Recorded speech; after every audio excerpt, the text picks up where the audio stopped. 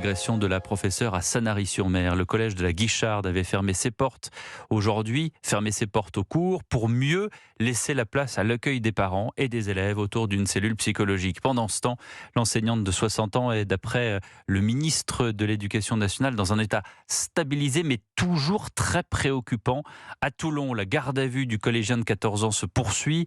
Il a dit aujourd'hui aux enquêteurs qu'il avait prémédité son acte. Partons à Toulon, devant le commissariat où se trouve l'envoyé spécial d'Europe 1, Frédéric Michel, bonsoir. Bonsoir Pierre, bonsoir à tous. Et on apprend ce mercredi que ce jeune devait faire l'objet d'un suivi socio-éducatif. Oui, et le problème, c'est que ce suivi décidé par un juge pour enfants le 17 septembre dernier a mis du temps à se mettre en place puisque la mesure n'a débuté que le 21 janvier par un premier entretien avec un éducateur. Et une visite était prévue demain au domicile du collégien.